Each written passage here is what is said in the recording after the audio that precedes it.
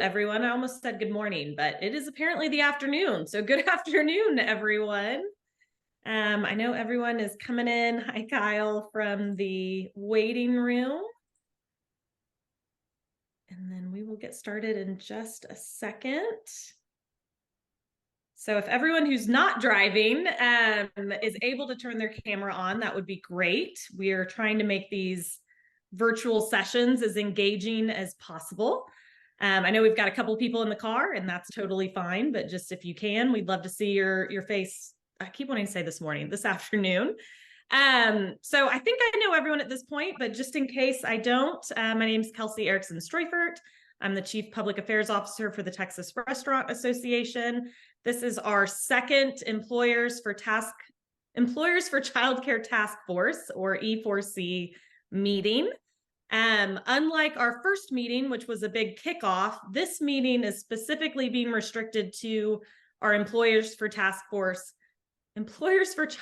Task Force members, so that we can really have a frank discussion, not worry about something we're saying ending up in the press or outside of this room. It's really meant to have a discussion amongst everyone in this room. And let's see, we are recording this meeting this time. I know I forgot to press record last time, but we are already underway with the record feature. So we'll share the recording and a takeaways document after the meeting. So if you miss anything, or if you miss a future meeting, don't worry about that. We've got you covered. We are going to have a couple of specialists present. We're really here today to learn about kind of what does our current system look like, so we can really know moving forward where we can make an impact and have effective changes. While our speakers are presenting, if you have questions, if you have thoughts, feel free to drop a line in the chat. We're going to plant some questions as we go as well. And then we've reserved the last 20 minutes or so just for free-flowing discussion. So feel free to keep the commentary going on in the chat in the meantime, and then we'll open it up for everyone towards the end. I think that's all my housekeeping items for today. So with that, I'll turn it over to Wendy to introduce our two speakers for the day. Thanks, Kelsey. Hi, everyone. Good afternoon. Thanks for joining us on a Monday. I'm comparing a Friday morning to a Monday afternoon, and realizing maybe Friday actually works better for more people, surprisingly. But it's good to see all of you. We're excited for our conversation today, and I just wanted to introduce our two speakers, our two experts here to talk to us. Mark Larson is with Early Matters San Antonio. He's the executive director there. I think I mentioned to you guys last time how Early Matters Texas is structured, where we have regions that operate and do local work. And then I lead our statewide work, which means I get to coordinate with people like Mark all across the state. I'm happy to have Mark join us today. He and I have been talking for almost a year now, probably, Mark, or longer, about how we could present and sort of wrap up what childcare is, and the problem of childcare, and how we could present that to business leaders like yourselves and other business leaders. And so what he's going to walk through with you all today is the sort of introductory overview, what is childcare here in Texas? Why is it so complex? What does it mean to a family? And how does that actually break down and impact the people that are in our communities? So Mark's going to share that with us. And then we're going to transition to hearing from Becky Callahan with Philanthropy Advocates. Becky, you'll be able to give an introduction a little bit more about what sort of commissioned, or how you guys got to doing this project, but I'll just give a little bit of a preview. So Philanthropy Advocates is it's a network of funders and foundations across the state. They invest in cradle to career education work. Early ed is just a small component of that. And as I work really closely with Becky, we have also been thinking what sort of information is out there, what information is missing, and realizing we need just a simple overview of the early care system in Texas. It's so convoluted. Who's involved? Who are the systems? Where's the money going? What does this look like?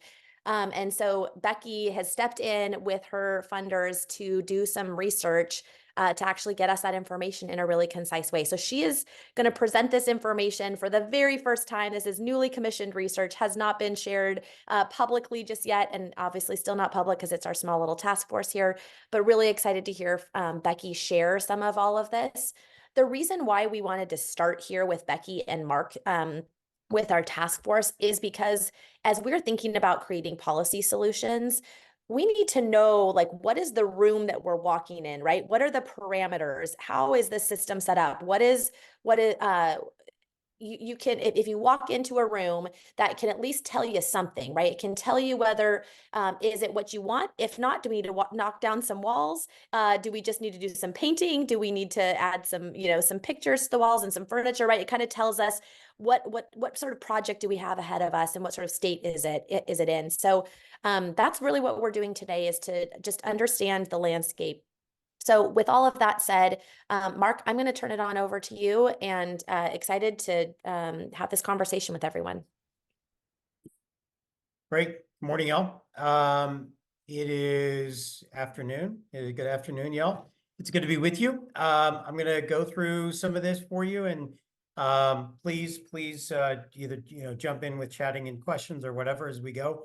And I'm excited to share this. And here we go. You all see the cute kid on the screen? Cool. All right. So to start off with a little bit of a teaser.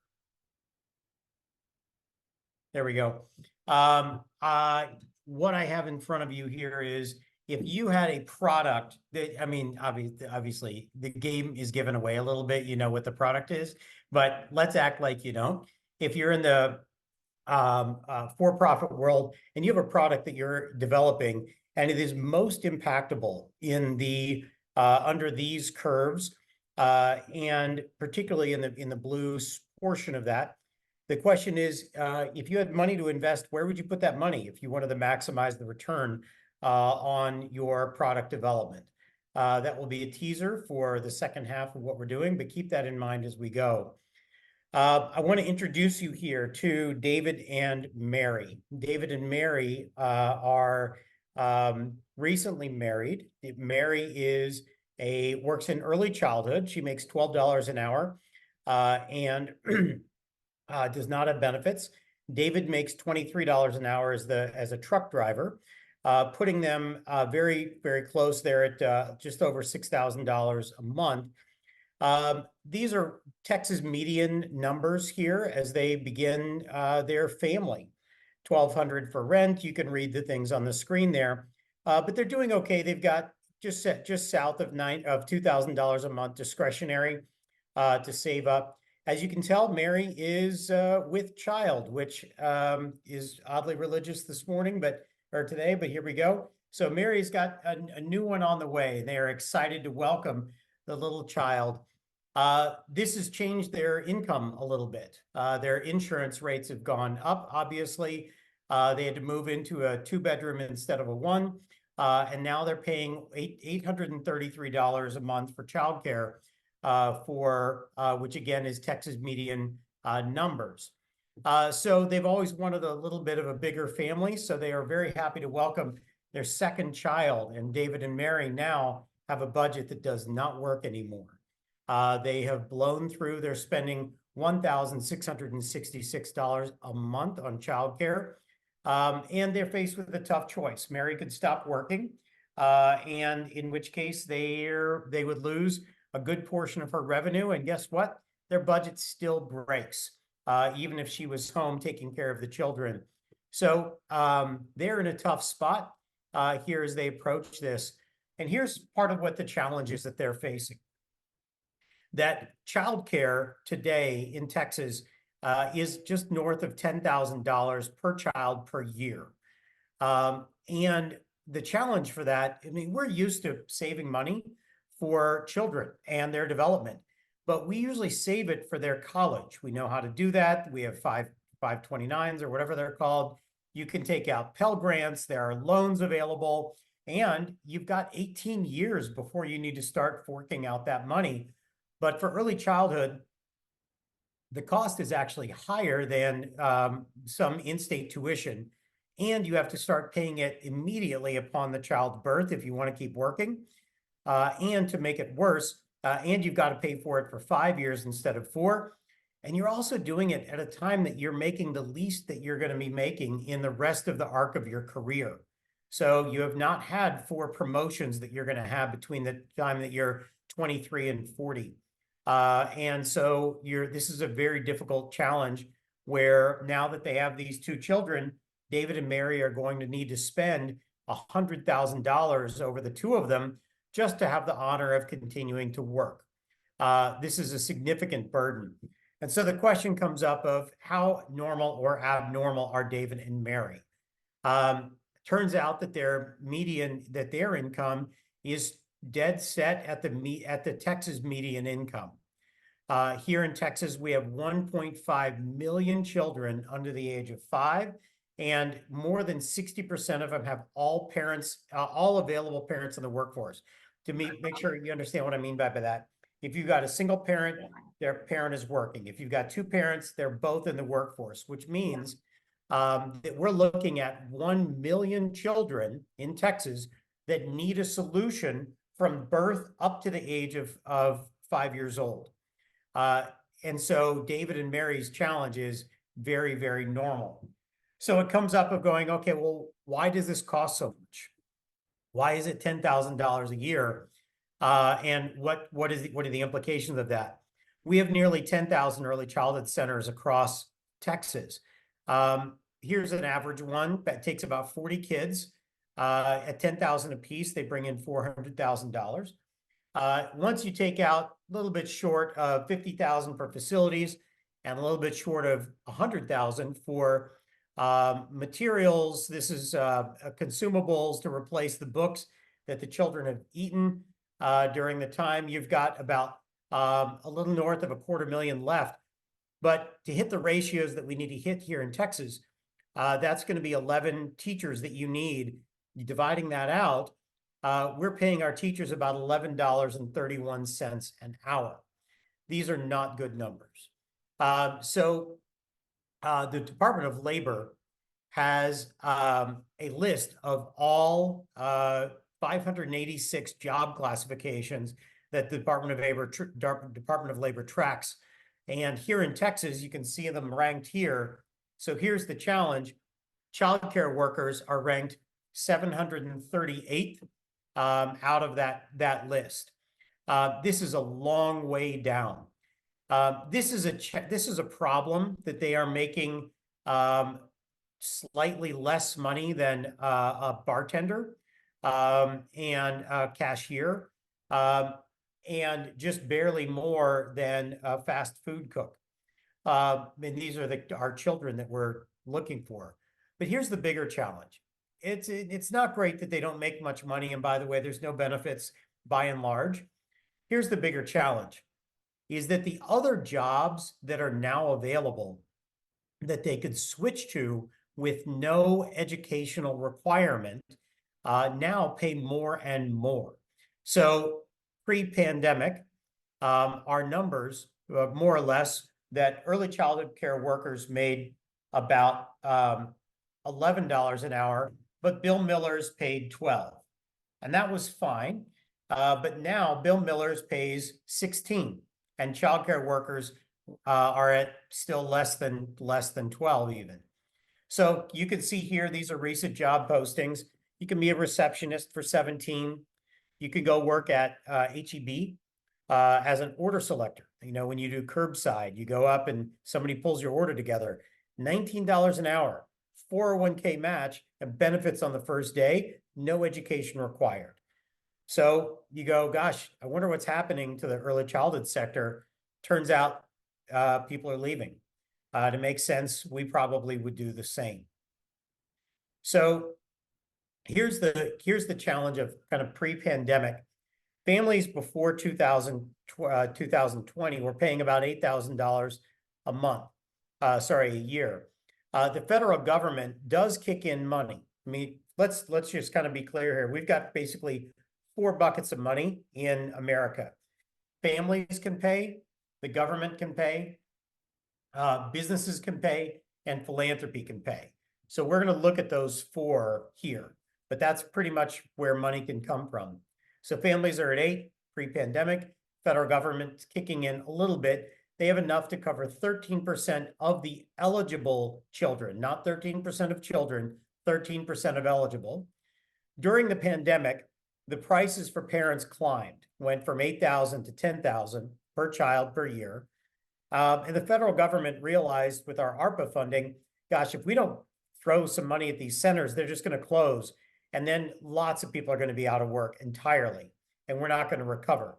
So the average center in Texas got about $325,000, and about 83% of centers got that money.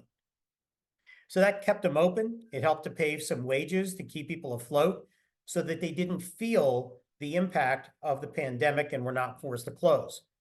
So here's the good news. We've largely recovered from enrollment, of the enrollment loss during the pandemic. We're mostly recovered from that. But as I mentioned, what we have not recovered from is the inflationary impact on jobs that they could jump to with no educational requirement. And it's hard for us to maintain that spot. So the impact of that is, gosh, we're looking at TAEYC surveyed a few hundred centers in Texas and said, what are the odds that you're going to close now that the funding is ended?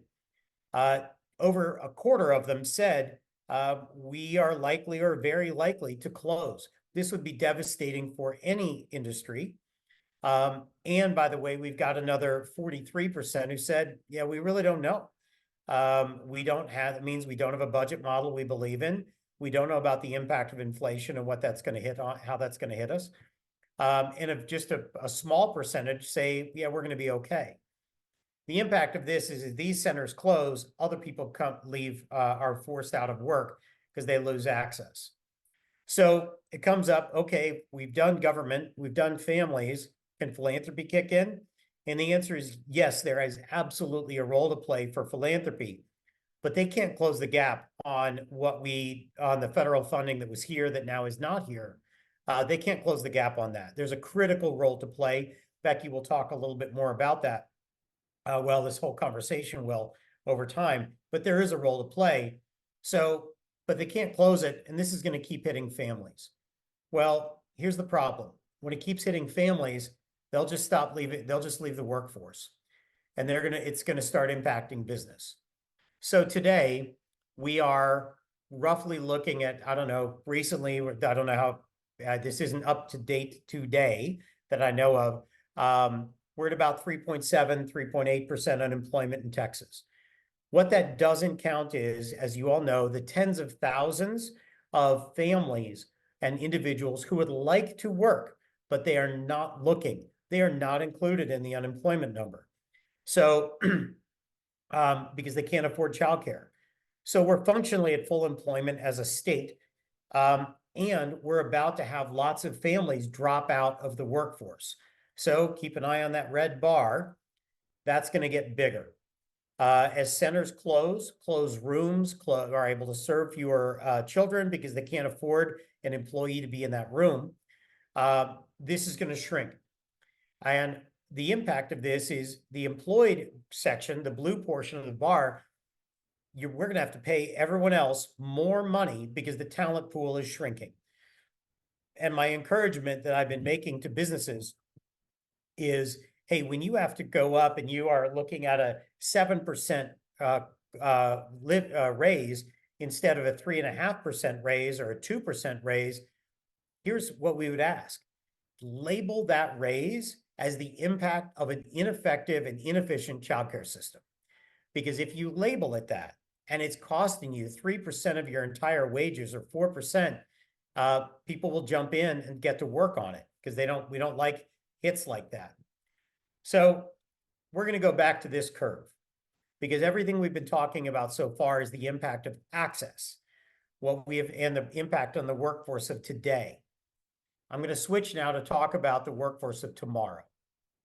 Because our charge is enable the workforce of today and build the workforce of tomorrow. So we've got these curves. Where would you invest your money? This is not a shocker. You'd probably put your money something like this. And as we mentioned, this is about human development. So if you look over here, kind of birth is at the beginning of that blue box. Up to the first year, you can see that's where massive amounts of brain development take place. And up to in the first 5 years, a huge chunk of it, that's where it takes, your brain development takes place, including most of the stuff that we regard as the executive function skills and delayed gratification, ability to negotiate, interpersonal skills. Like if you're hiring an accountant, you check for gap and can they manage debits and credits. And as soon as you finish skills checking, you immediately go to all the other stuff that we look for when we hire people. But nearly all that stuff is developed when the child is younger than 5. So we've got 13 coins on here. This represents, I hope that's right. Somebody's probably counting. I actually should check that. I think we have 13 coins on here.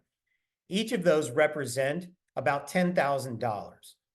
Here in Texas, we have committed to spending about $130,000 per human on developing them. We basically, though, we don't spend it like this, we spend it like that. So we start when you're in kindergarten, and we put about $10,000 into you, and then we do it in first grade and second, and all the way up until 12th grade.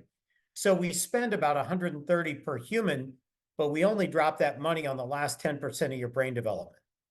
The first 90, we don't touch, we don't fund. There is no business in the world that would spend their money like this and have this make sense. And frankly, I would suggest that if we as a collective knew that this is how brain development work, we probably wouldn't build our educational system the way we've got it.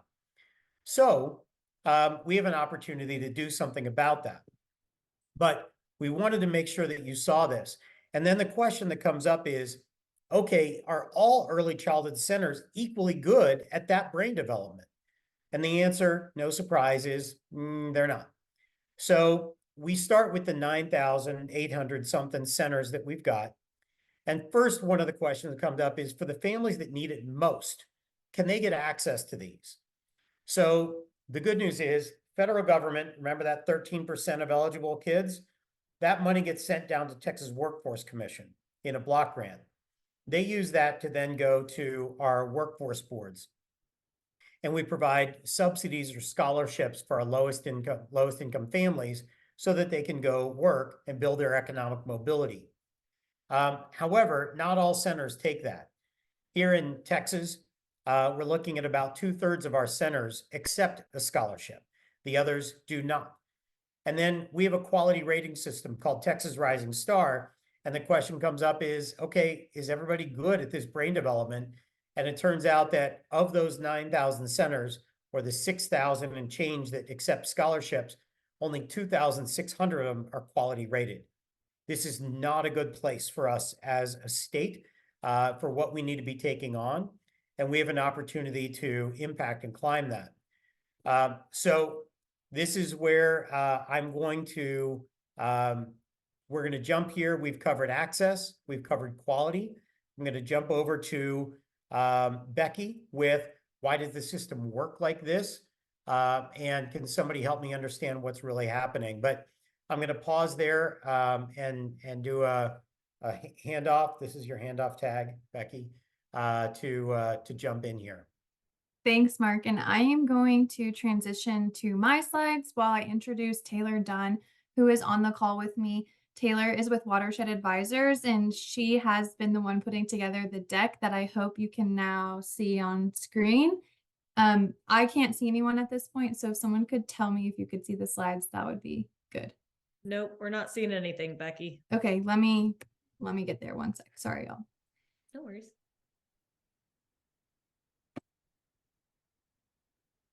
Good now? It's warming up. There we go. There we go. Awesome. Okay, great. And Taylor and I will be happy to address questions when we get into the discussion portion, and any questions you all have for Mark as well. My role here in this sequence as well is to just sort of build off of helping to bring information to what Mark explained from an actual experiential level to what's going on with the systems in Texas that leads us to having so many challenges in our early care environment. Philanthropy Advocates, the organization I run, is, as Wendy said, a membership association of over 50 foundations in Texas. Think of private philanthropy, grant making, those are our members. And the reason we came to this report and the questions that we have tried to illuminate some answers to is because, as Mark alluded to, philanthropy has a role in addressing the challenges that we're talking about today, but philanthropy cannot sustain in perpetuity the amount of money necessary to ensure that every Texas family and every Texas kid has the access that they need in a quality setting so that parents can go to work and kids can be safe and enriching environments. So Philanthropy Advocates said, what's going on here and what is the role that information can play in helping all of us get to a place of understanding a starting point. So I will preface this deck in saying that Watershed Advisors and Philanthropy Advocates are working on this together. This is not done yet. So I know that there will probably be a desire to see the slides, and I'll coordinate with the E4C task force team. Our intention is that you will get the slides. Just wanted to preface that this is not done. And actually, we would love to receive your feedback as we go today. Because if you have a question of this doesn't seem clear, or I'd really love to know more, please make sure we know that, because we're operating on feedback to get to a final version. So this is the opportunity to help influence what comes out of these slides. So jumping into it, we have a systems problem going on, and Mark gave some real life examples and numbers to what families and businesses feel.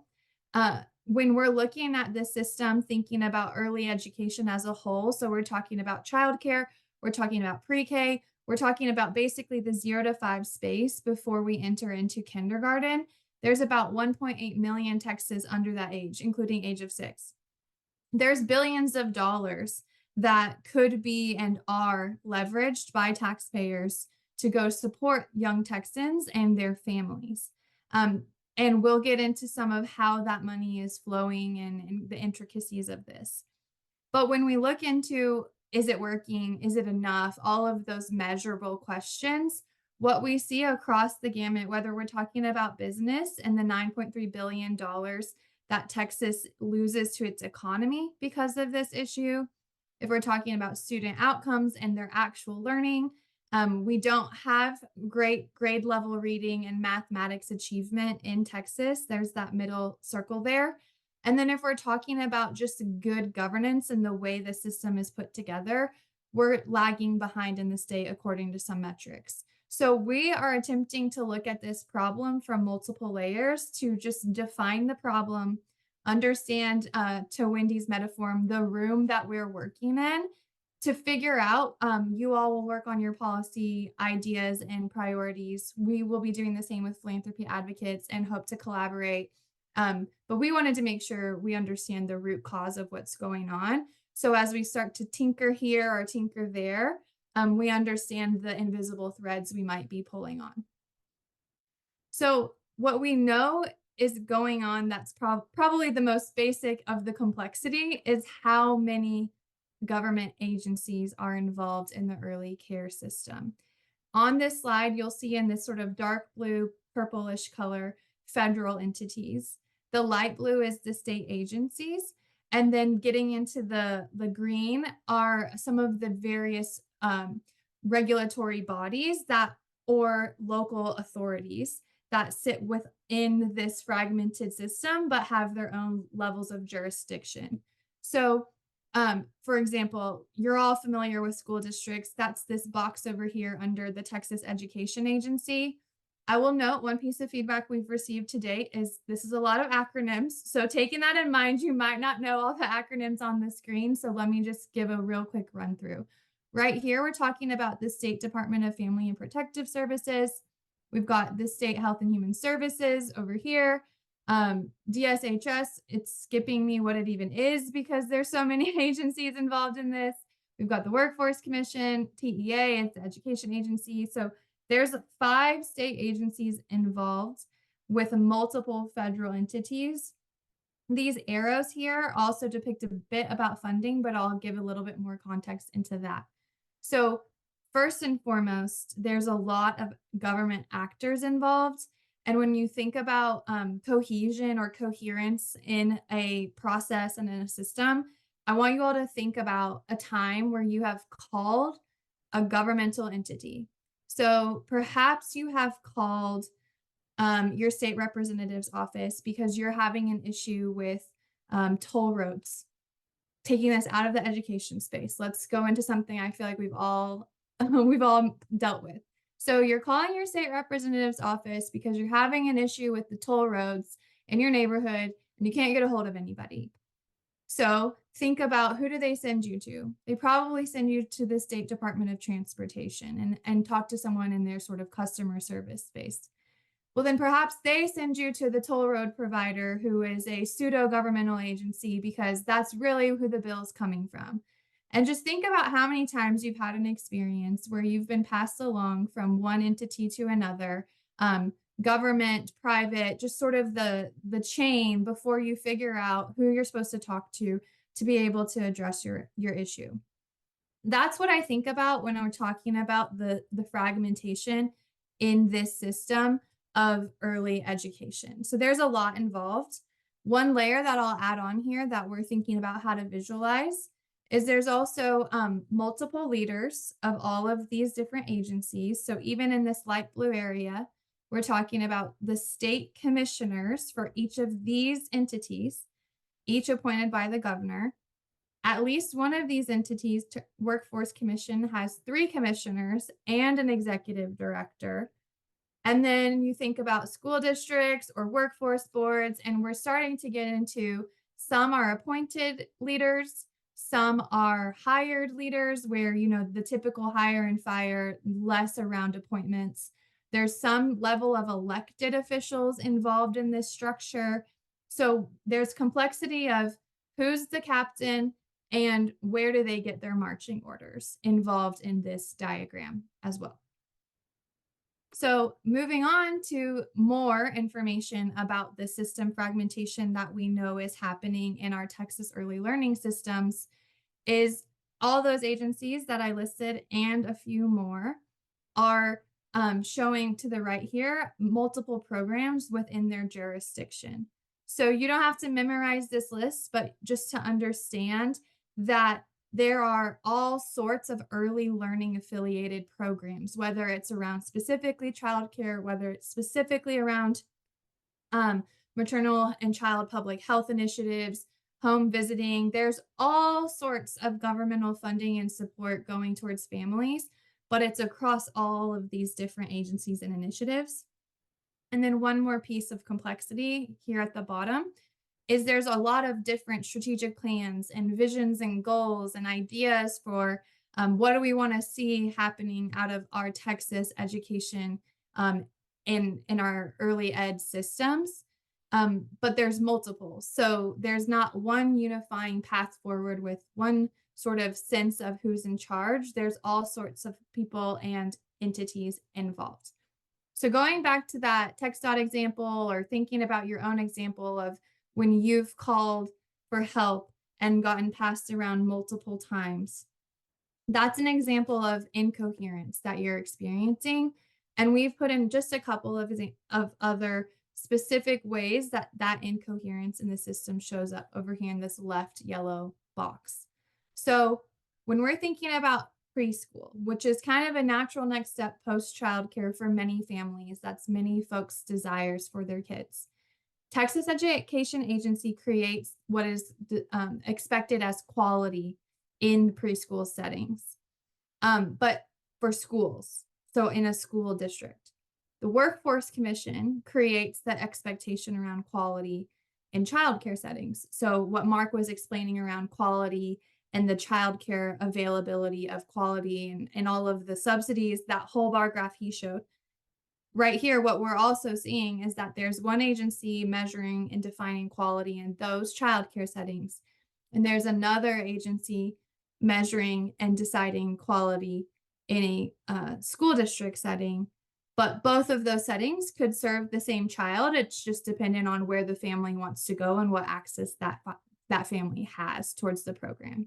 So a 4-year-old can go into a childcare pre-K setting or a school district pre-K setting, and both settings could serve the family, but there's wild differences in who's in charge of the expectations there. Is it a good program, etc. A couple other examples here. Texas Workforce Commission sets reimbursement rates for childcare subsidies, and the Health and Human Services Commission sets licensing requirements. So there's just a lot, again, of different pieces and captains and entities involved in something as simple as, is this a good program for kids, or is this a subsidy eligible center and the costs involved of running that center? So there's more complexity in this system than just, the way the money is flowing. It's also around jurisdictions, who holds the opportunity to set expectations, who holds folks accountable to those rules that are then set, and all sorts of different pieces to the pie here.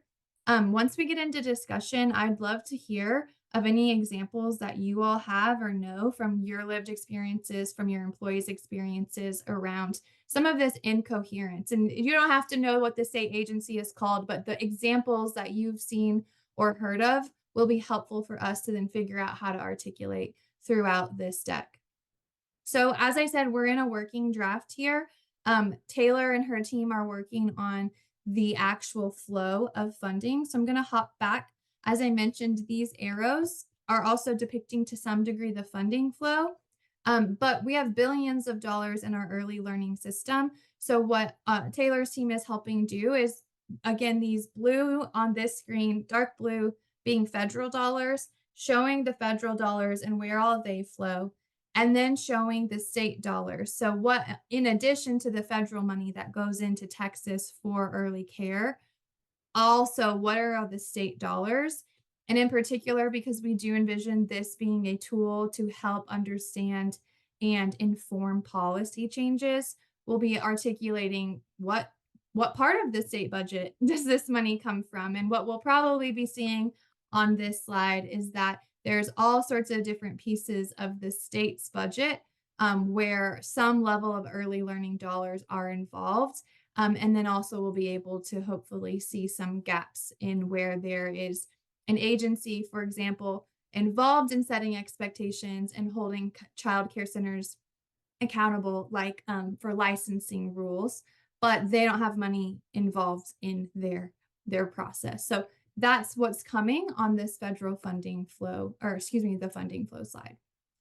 An additional piece to add on and layer on to the complexity of our early learning systems in Texas is the regional fragmentation as well. So what you see on this slide are 3 different depictions of the state based on 3 of the agencies, 3 of the 5, again, agencies involved in Texas in early learning that have different regional compositions. So TEA, which you see here, kind of the dark colors at the top, has 20 different education service centers. So wherever you live in some level of an education service center's jurisdiction, and those school districts that are in that service center have a sort of centralized regional support. Similarly, Texas Workforce Commissions have their own regions. And what you can see just by looking at these different maps is there's multiple different numbers and multiple different lines drawn around each of these regions. So education service centers affiliated with the Texas Education Agency, there's 20. Texas Workforce Commission has 28 local workforce development boards associated with them. And then you get into Health and Human Services, that agency's regional affiliates, and there's 34. So again, there's just multiple regional pieces of complexity involved in creating more incoherence and more just inconsistent expectations for those who are trying to be end users of the system, which are families, employers, the kids involved in this, and quite frankly, even the leaders of all of these different parts of this bigger picture, who are acting in accordance with what they're told to do or what they deem is necessary, but it's not necessarily all fitting together in a nicely thought out pattern. So what we intend to do with this slide, and would love, again, feedback once we get into discussion, is to really outline what the result of this fragmentation becomes for our early learning system and the multiple folks who are trying to be recipients and users of this. So first and foremost, because Philanthropy Advocates comes together in support of increasing students' opportunities and outcomes through education, what we see is the inconsistent experiences for children. Again, when we're talking about quality standards and what it means to get a good education and good care, there's inconsistency baked into the way our systems are fragmented for kids and families. Additionally, we go into overburdened families, and just think again about the frustrations and the struggles that you have, or your family members have, or your employees have when having to make several different phone calls, research 8 different websites, cost comparisons, quality comparisons, everything in between on figuring out what's the best choice for my family. It's complex and it's burdensome to figure that out. Unsupported employers. So I was able to attend the kickoff call and heard you all talk and share some of your observations and just the struggle to recruit and retain employees because of the lack of quality access and, again, that overburdensome system to navigate. Then we have the broken childcare market and ineffective data. There's all sorts of pieces, and the intention is that we can outline for lawmakers, look how complex this is, and dependent on what you prioritize first, if you're someone who prioritizes employers, there's some information here for you. If you're someone who prioritizes sort of data and governance and kind of wonky, there's information here for you as well.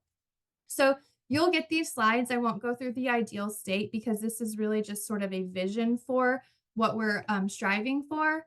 And we'll turn it back over to Wendy and Kelsey and Stephanie to open it up for discussion or any questions that y'all have for me and Taylor related to the systems fragmentation.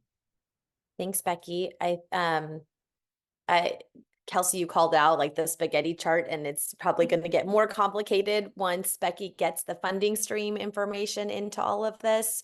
I used something similar in a previous lifetime when I was working as a funder and sharing it with my board, and it was like their minds, as soon as they saw it, were like, oh my gosh, no wonder early education is so complicated, because you can see how many different people and how many different entities have to sort of like touch it or condone or approve or certify different pieces of the system. So, you know, to get us started in our conversation, and Kelsey, you might have some ideas of questions to ask this group too, but you know, I'm curious to hear from you all. Well, one, Becky, I think would love to have some feedback on the presentation, small, big, any reactions to that as she's starting to flesh that out and make it a better document for more and more people.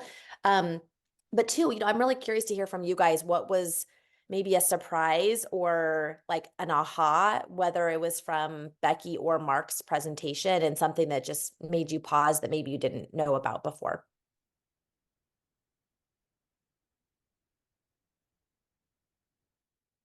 I'll talk. I'm Janice Jucker with Three Brothers Bakery, and I found it amazing that the quality centers, you know, this thing that you want your children to have, you want to go to a center that has the highest quality. There's only 2,000 and something centers out of 9,000 and something centers. So you couldn't even say you have to have this quality designation, because then you wouldn't have any, you would get rid of so many of the childcare centers. I found that amazing. And then just as far as lawmakers go, they only care about jobs and taxes. So whatever we put forward has to wrap that in there. Yeah, Janice, I'll say on the quality piece, that's been a major point of contention, because you have a lot of childcare providers, as y'all can imagine, that want to be recognized as high quality, but when you see the math of operating, and Mark did a great job of presenting that, right? How do you, to to hit the quality metrics, you have to have a certain number of employees with a certain level of experience and credentials and all of those things that take money to achieve. And so there's been this real kind of chicken and egg push pull of how do you get providers up to that quality if they don't have the financial support to get there. And Mark, I don't know if you have thoughts on that, since I raised your data. Also, yeah. well, can I just ask one more question? In that count of 9,600, whatever it was, does that include the people that operate out of their house and take care of like 3 or 4 kids? No. Yeah, because here in Houston, one of them was, they got the child ready to get picked up, and a dog or child jumped on the couch. The kid fell over in the car seat and now is brain damage and has cerebral palsy. It does, I mean, those are tragic stories. It does not include any home providers. Home providers probably add, which can be 2 up to 12 kids in a home. And that's probably another 4,000 or 5,000 home providers in that, but they're less likely to be quality rated generally because of the cost burden.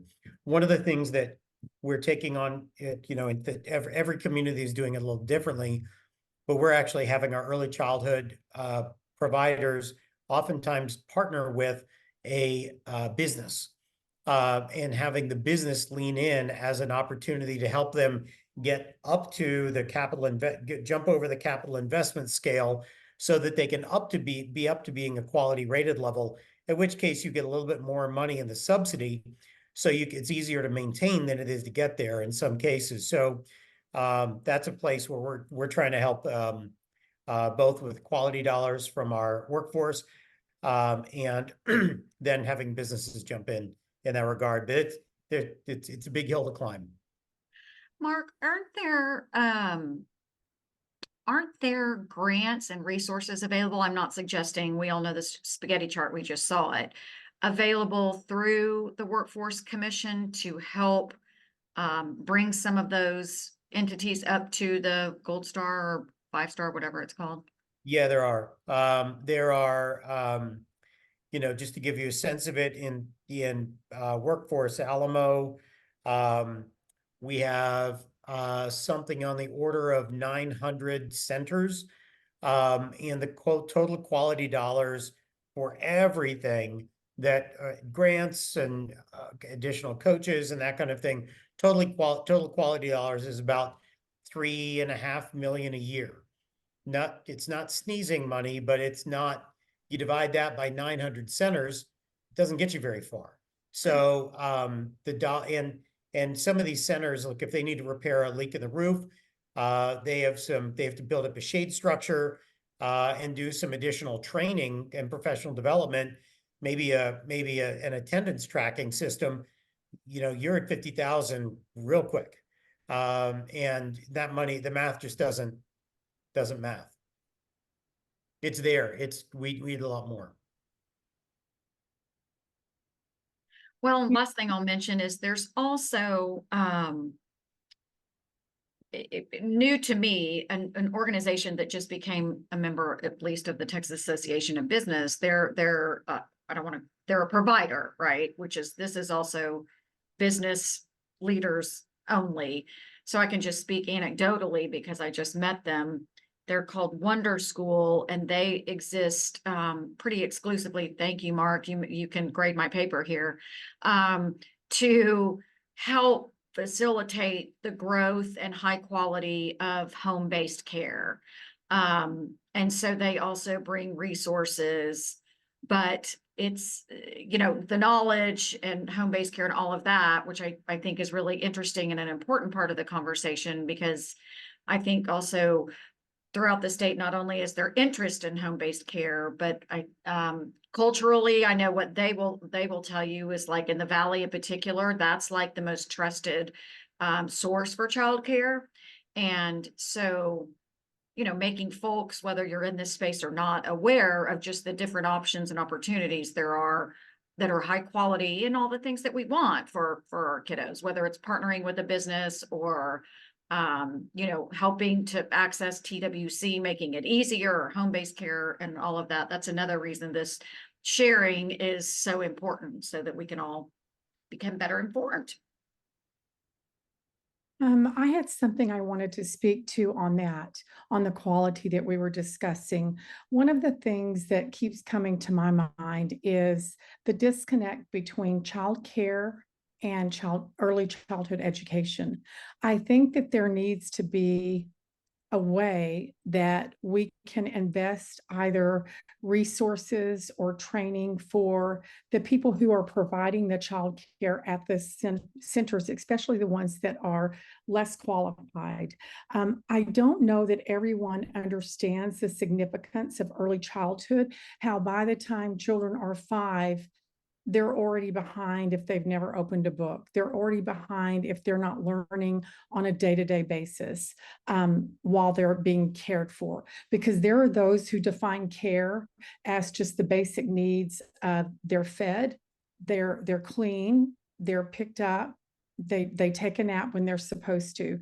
So I feel like a strong emphasis to be put on childcare and early childhood education as a bonded program would be very helpful in all of our Texas programs. And to the less qualified, if there were some type of state money or even federal money that could flow downwards, that would be available to not punish the centers that don't meet the criteria, but perhaps to reward the centers that do.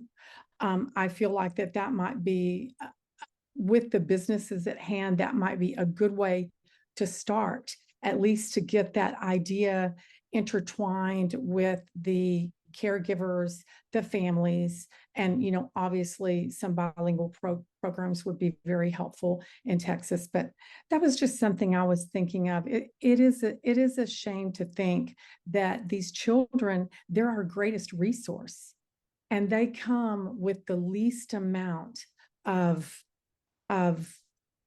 they have the least amount of control over their future for the first 12, 13, 14 years of their life. So, and parents, sometimes all they are able to do is to meet their basic needs. I feel like as a community, and especially as a business community, we have not necessarily a responsibility, but we have an opportunity to make a huge difference in that particular respect. I'm done. Well said, Vicki. I'll also add, I see Elise dropped in the chat. She asked, knowing how conservative our state is that fragmented model intentional? I want to get some other people's thoughts on that, but I'll share my suspicion, my gut reaction to that is this system evolved poorly over time. I think in the past, there was this notion that parents had more time at home. Maybe one parent was a full-time caregiver. And so, you know, those early childhood years were left to the parent. And what we've seen over time is, you know, more and more parents are entering the workforce. And frankly, more and more parents have to enter the workforce to sustain their family. And so the system wasn't built to meet today's families, today's economy. And it's a little bit of a downward spiral, because you saw on that chart, and I think one of the things Becky did a great job of emphasizing, when all of these different people are involved, no one's really accountable for it, right? There's no, like, we have the Texas Education Agency, we have a Texas Education Commissioner, we know who leads education in this state. We don't have anything like that in this space. And so when no one's accountable, when there's no metrics, it's hard to create results there. But I'd love to hear others' perspective on that, as well as sort of, was the system set up this way? Was it intentional? How did we get to such a fragmented spaghetti chart place? I'll jump in and add to that, Kelsey. I think, Becky, your presentation started getting to this, and I think we've talked about maybe adding in another component, which is also the legislation and the legislator and how it's set up. That no one owns childcare in our legislature currently either. That if you were talking about early care and education, it can set across like 8 different committees, depending on what the issue is, whether it's so bicameral, whether it's House or Senate, there's the 2 different committees, right? But it could live in public education. It could live in health and human services. It could live, strangely, in international relations and economic development, because that's where we've put a lot of TWC and the Workforce Commission's work. So you've got this Could live in bifurcated appropriations. It could live in, ways and Health. means if it's dealing with tax incentives or anything like that. So yes, just Exactly. So you've got this very complex system from a legislator perspective and how it's set up and who's checking on what the government is doing, right? And this is what Becky had shared, is that it also lives across multiple state agencies. So underscoring all of this is that I think what the most challenging thing here is that no one's really accountable, right? No one's on first. No one's there to like catch the ball, to the tag and make the out.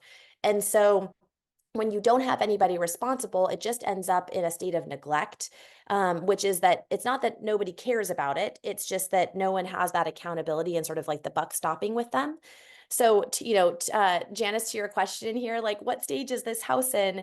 I think if we were to build a childcare or early ed system now with the information that we have, it would look very different than what we have right now. Primarily because this is not just a Texas problem. This is across the country in other states and even at a federal level, where we've like Jimmy rigged the system. Like we sort of just like added on. So Janice, your question of like what analogy, what phase is the house in? It actually reminds me of like a Brazilian favela, where they've built on, like, there are these homes but they've like built on top of each other, right? Where it's like, a person built here and then someone built next to it and then someone built here and now they're stealing the electricity from this person, and like And none of it That is needs to great. hit the building codes. Yes, exactly. Where it's not like an intentional residential neighborhood that we would have sought to build out today, and it has worked to date, but it's piece by piece built on top of never an intentional system. And I think that is why we are living the reality that we are living right now. And I'll just add, we don't expect any of y'all to obviously be experts in this detail, but we thought it was really important to have some context, because what we're going to start moving the conversation into is what are some reforms that this group can get behind. And before we start tinkering with the system, someone said this earlier, we at least need to have some understanding of the system we're tinkering with, right? So please, there is no quiz afterwards. We will not be asking you to explain all the acronyms and draw your own spaghetti charts. But we thought it was important to kind of have some concept of just how fragmented this system is today. We're just at time, so I'm going to go ahead and announce please save the date for our 3rd meeting. We're holding Wednesday, April 3rd from 2 to 3 p.m. Central. We'll confirm that and get the registration link and all of that out when we send the wrap-up materials from today's meeting. But again, just go ahead and hold April 3rd, 2 to 3 p.m. Central. Similar format, we'll have a little bit of a presentation and then some discussion. To turn from a little, this was a little heavy in terms of all the challenges we face. Next presentation is going to be a little more uplifting. We're going to start looking at what models exist in Texas today that we can learn something from. So maybe they've found something innovative. Maybe they're sort of defying the odds to provide some quality care in a new way. It's not going to be all rosy, but we really want to strive to find some examples that we can build on and not just kind of stay in the doom and gloom, but look for the opportunities. So stay tuned for more information about that. Thank you to Mark and Becky and Watershed for sharing their expertise and their passion with us today. Thank you all for joining us. And as always, y'all know how to get a hold of us. Please send us your ideas, your feedback, your questions. We really That's can't what I was going to say. If we didn't get to one of your questions today, it was a lot of information. Please, you know where to find us. Please don't hesitate. It helps us to understand what you guys know or don't. And also, as far as the acronyms go, trust me, we're all still learning them too. And we've been doing this a long time. So this is a safe learning space for everybody. So just speak up. Absolutely. And we'll ask for feedback for Becky and her team too, as they finalize this presentation. So I'll put that in the takeaways email we send y'all. I think that covered everything. Wendy, Stephanie, Hope, anything I missed? All right, we'll go ahead and wrap this up for today. Thank you so much, everyone. Hope you have a great week. Thanks. Thanks, y'all.